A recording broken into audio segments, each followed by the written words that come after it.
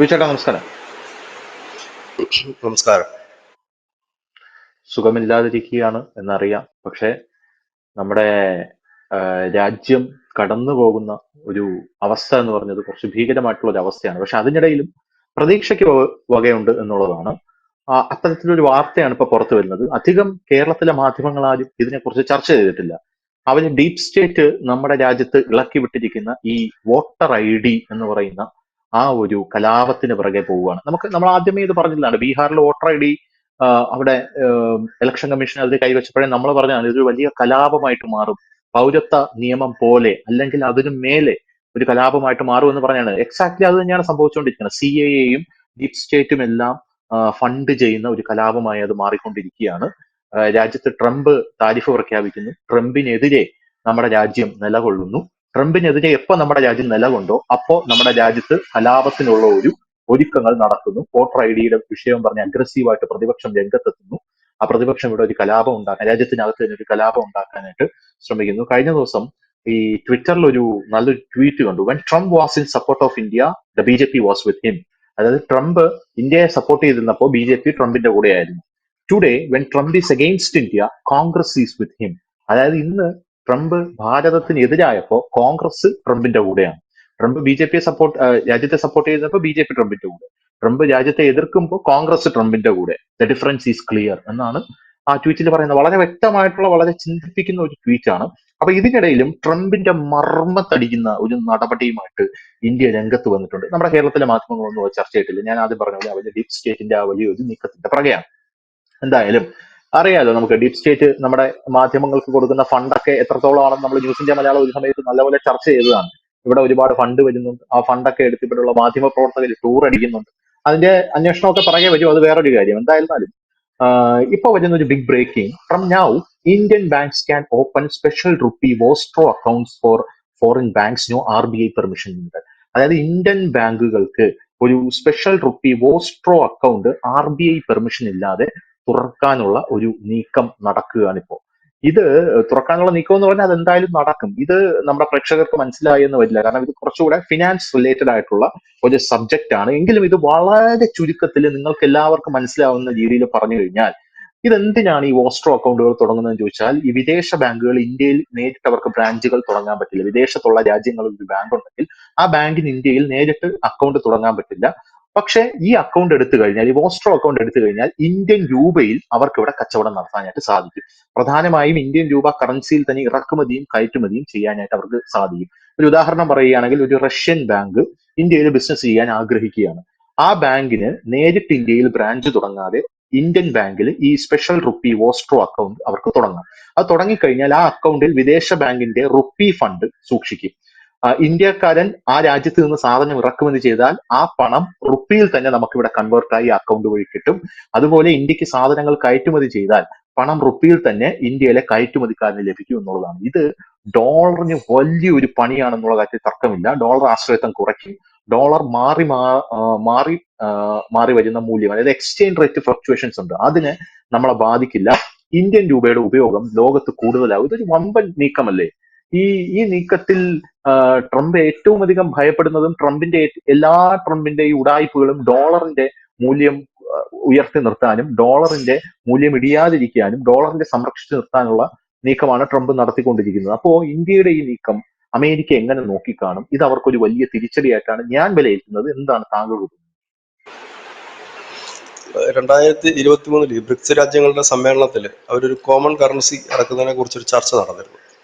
അന്നാണ് മറ്റേ പുടിൻ ഒരു കോമൺ കറൻസിയുടെ പടമൊക്കെ കാണിച്ചിരുന്നത്. എല്ലാവർക്കും അത് ഓർമ്മയുണ്ടാവും. ഒരു നോട്ടിന്റെ എല്ലാ രാജ്യങ്ങളുടെയും പതാകയുടെ പടമൊക്കെ വെച്ചിട്ട്.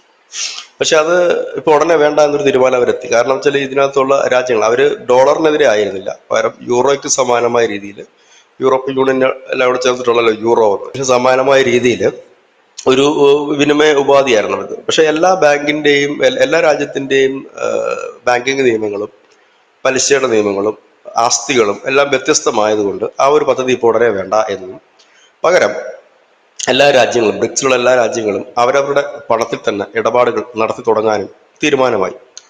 2030 കൂടി ബ്രിക്സ് രാജ്യങ്ങൾക്കെല്ലാം ചേർന്നൊരു ഡിജിറ്റൽ കറൻസി എന്നുള്ളതാണ് ലക്ഷ്യം. ഇപ്പൊ 2030 മുൻപ് മാക്സിമം രാജ്യങ്ങളുമായി എല്ലാവരും അവരവരുടെ കറൻസി ട്രേഡിംഗ് നടത്തുക എന്നുള്ളതാണ്. ചൈന, ഇന്ത്യ തുടങ്ങി 9ഓളം രാജ്യങ്ങൾ ഇത്തരത്തിൽ പ്രവർത്തിക്കുന്നുണ്ട്. ചൈനയാണ് അതിൽ മുൻപന്തിയിൽ നിൽക്കുന്നതെന്ന് പറയാം. ചൈനയ്ക്ക് റഷ്യ, ഒപ്പം തന്നെ ഇറാൻ, UAE, അർജന്റീന, ആസിയാൻ രാജ്യങ്ങൾ, സിംഗപ്പൂർ അടക്കമുള്ളിടത്തെല്ലാം ചൈനയുടേതായ വിനിമയ ഉപാധി യുവാൻ വെച്ചിട്ടാണ് അവർ കച്ചവടം ചെയ്യുന്നതും വാങ്ങുന്നത്. India, UAE, Iran, Russia, ASEAN രാജ്യങ്ങൾ, ശ്രീലങ്ക, ബംഗ്ലാദേശ് തുടങ്ങിയ രാജ്യങ്ങളിൽ നമ്മളും കച്ചവടം ചെയ്യുന്നത് അങ്ങനെയാണ്. ബ്രസീലുണ്ട്. ബ്രസീൽ ഇന്ത്യയുമായിട്ടും ഒപ്പം തന്നെ ചൈനയുമായിട്ടും അർജന്റീനയുമായിട്ടും അവർ കച്ചവടം ചെയ്യുന്നതും അങ്ങനെയാണ്. ഇനി തുർക്കിയുണ്ട്. യൂറോപ്യൻ യൂണിയനിൽ പെടുന്ന രാജ്യമാണ് തുർക്കി. തുർക്കി റഷ്യയുമായിട്ടും അസർബൈജാനുമായിട്ടും ഒക്കെ നാണയത്തിൽ തന്നെയാണ്. തുർക്കി ബ്രിക്സിന്റെ ഭാഗമായിട്ടില്ല. ഒപ്പം തന്നെ ഇറാൻ അങ്ങനെ ചെയ്യുന്നു, UAE അങ്ങനെ ചെയ്യുന്നു, സൗദി അറേബ്യയും ചൈനയും അങ്ങനെ ചെയ്യുന്നു. സൗദി അറേബ്യ ഇപ്പം നമ്മളത് അംഗീകരിച്ചു കഴിഞ്ഞിരിക്കുന്നു. അങ്ങനെ ഏകദേശം ഇവിടെ ഉള്ളവരെല്ലാം തന്നെ അവരവരുടെ കയ്യിലുള്ള പൈസയിലാണ് കച്ചവടം ചെയ്യുന്നത്. ഇത് കയറ്റുമതി ഇറക്കുമതിക്കാരനെ സംബന്ധിച്ച് വലിയ ലാഭം തന്നെയാണ്. കാരണം അവന് ഈ നേരത്തെ ധനുഷ് സൂചിപ്പിച്ചതുപോലെ ഡോളറിന്റെ ഫ്ലക്ച്വേഷൻ കാത്തിരിക്കേണ്ട ആവശ്യമില്ല. ഡോളർ ചാഞ്ചാടി നിൽക്കുന്നതിന്റെ ആവശ്യം കണക്കൂട്ടുന്നില്ല. നമ്മൾ 10 രൂപയ്ക്കാണ് നമ്മുടെ ഉൽപ്പന്നം വെക്കുന്നതെങ്കിൽ ആ 10 രൂപ നമ്മുടെ കയ്യിലേക്ക് കിട്ടുന്ന രീതി. ഇതിനിടയിൽ ഇന്ത്യ 2 മാസങ്ങൾക്ക് മുമ്പ് ബംഗ്ലാദേശിലടക്കം ഈ SBIയുടെ ബ്രാഞ്ച് തുറന്നിരുന്നു.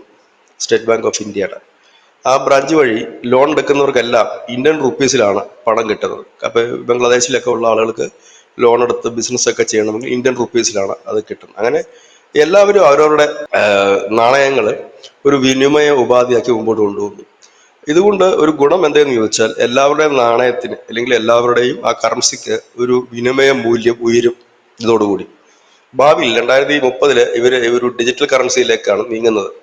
ഇപ്പോൾ ഏതാണ്ട് അമേരിക്ക അതിന്റെ ബഹുദൂരം മുന്നിൽ എത്തിക്കഴിഞ്ഞിരിക്കുന്നു, ഡിജിറ്റൽ കറൻസിയും ക്രിപ്റ്റോ കറൻസിയും ഒക്കെ ആയിട്ട്. ഭാവിയിൽ എല്ലാവരും ആ ഒരു ഡിജിറ്റൽ കറൻസിയിലേക്ക് നീങ്ങും. അപ്പോഴേക്കും ബ്രിക്സ് രാജ്യങ്ങൾക്കും അങ്ങനെ ഒന്നുണ്ടാകും. അവരിപ്പോൾ ഉദ്ദേശിക്കുന്നത് യൂറോയ്ക്ക് ബദലായിട്ട് 1 എന്നുള്ളതാണ്. പക്ഷെ ഇവിടെ സംഭവിക്കുന്നത് ഡോളറിന് അതിന്റെ ആ ഒരു പഴയ അപ്രമാദിത്വം നിർത്താൻ കഴിയുമോ എന്നുള്ളതാണ്. നിലവിലത്തെ സാഹചര്യത്തിൽ കഴിയും.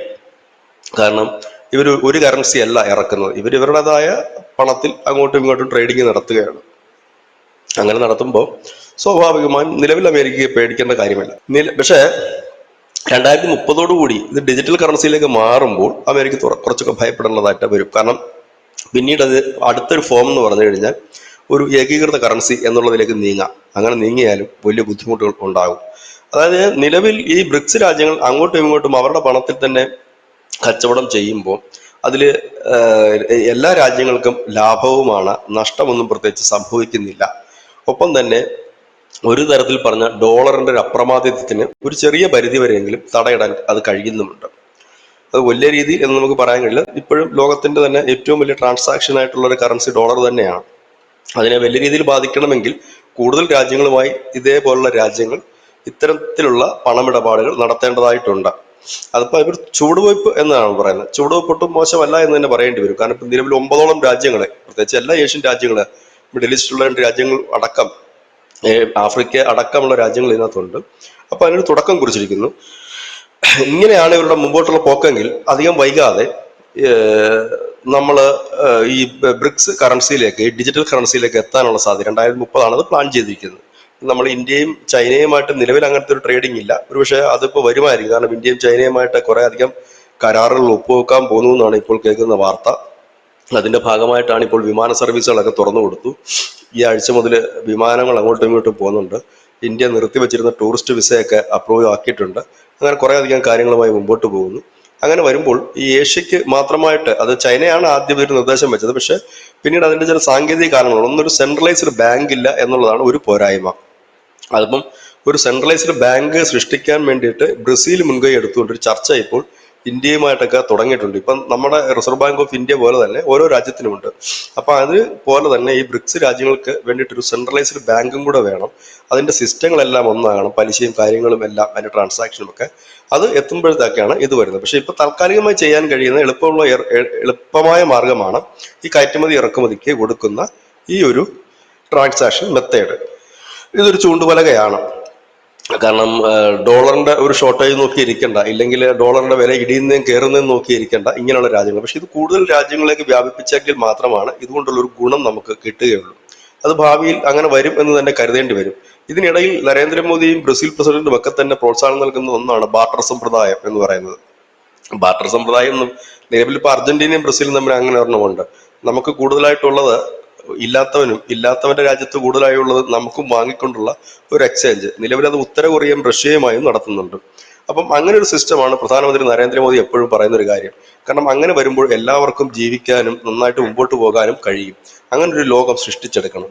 അവിടെയാണ് താരിഫുകൾ ഇല്ലാത്ത ഒരു ലോകം എന്ന് പറയുന്നത്. ഫ്രീ ട്രേഡിംഗ് എന്ന് പറയുന്നതിന്റെ മറ്റൊരു ഭാഗമാണ് ആ പറയുന്ന ഒരു രീതി. ഏതായാലും അതിലേക്കാണ് പോകുന്നത് എന്നാണ് പറയുന്നത്. അത് എത്രത്തോളം പ്രാക്ടിക്കൽ ആകും എന്നൊക്കെ ഉള്ളത് വരും നാളുകളിൽ കാത്തിരുന്ന് കാണാനേ കഴിയും. ഏതായാലും ട്രംപ് ഭയക്കുന്നതിൽ വലിയ കാര്യമുണ്ട്. കാരണം ഇങ്ങനെ ട്രാൻസാക്ഷൻ കൂടുതൽ രാജ്യങ്ങളിലേക്ക് പോവുകയും അത് പശ്ചിമേഷ്യയും ഏഷ്യൻ രാജ്യങ്ങളിൽ മാത്രം അത് ഒതുങ്ങി നിൽക്കുകയും ചെയ്തു കഴിഞ്ഞാൽ ഈ ഡോളറിന് അപ്രമാദിത്വമില്ല. കാരണം എണ്ണ ഉൽപാദന രാജ്യങ്ങളാണ് കൂടുതലും ഈ ഡോളറിന്റെ വിലയെ താങ്ങി നിർത്തുന്നത്. അവരാണ് ഇതിന്റെ ഒരു നട്ടല് എന്ന് പറയേണ്ടി വരും. അപ്പൊ അത് ഇവർക്ക് നിശ്ചയിക്കാൻ കഴിഞ്ഞാൽ, അതായത് ഇപ്പോ ഈ അമേരിക്ക ആണല്ലോ ഇപ്പോൾ എണ്ണയുടെ വിലയുടെ ഒരു കൺട്രോളിങ് അവരുടെ കയ്യിലാണ്. വില നിശ്ചയിക്കുന്നത് GCC അടക്കമുള്ള രാജ്യങ്ങളിൽ ഒപ്പക് രാഷ്ട്രങ്ങളാണെങ്കിലും അതിന്റെ മുഴുവൻ കൺട്രോൾ അമേരിക്ക. അതിന് ബദലായിക്കൊണ്ട് മറ്റെണ്ണ ഇപ്പൊ റഷ്യയെ പോലെയുള്ള ഇല്ലെങ്കിൽ ബ്രസീലിനെ പോലെയുള്ള കൂടുതൽ രാജ്യങ്ങൾ, എണ്ണ ഉൽപാദക രാജ്യങ്ങൾ, അവര് ഒരു വമ്പൻ നീക്കം നടത്തുക എന്നുണ്ടെങ്കിൽ ഇപ്പോൾ ഇപ്പോഴത്തെ ഈ പെട്രോളിന്റെ ഓയിലിന്റെ വില ചെയ്യാൻ കഴിയും. നമുക്കറിയാം, നമ്മൾ കേട്ട കഥ ശരിയാണെങ്കിൽ ജോ ബൈഡൻ ആണ് ഇന്ത്യയോട് പറഞ്ഞത്, നിങ്ങൾ റഷ്യയുടെ കയ്യിൽ നിന്ന് കൂടുതൽ എണ്ണ വാങ്ങിക്കണം എന്ന് പറയുകയും അമേരിക്കയും ഇന്ത്യയും ഒരുമിച്ച് തന്നെയാണ് റഷ്യയുടെ നിന്ന് എണ്ണ വാങ്ങിയത്. കാരണം ഈ വിപണിയിലെ എണ്ണ വില പിടിച്ചു നിർത്തണമെങ്കിൽ അതേ പറ്റൂ. കാരണം ഇല്ലെങ്കിൽ എന്ത് പറ്റും, എല്ലാ രാജ്യങ്ങളും കൂടെ എണ്ണയുള്ള രാജ്യങ്ങളുടെ മുമ്പിൽ ക്യൂ നിൽക്കും. അപ്പോൾ സ്വാഭാവികമായി എണ്ണവില വർദ്ധിക്കും.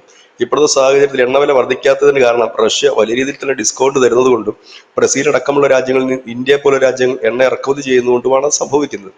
ഏതായാലും ഇനിയിപ്പോൾ അത് പിടിച്ചാൽ കിട്ടില്ല.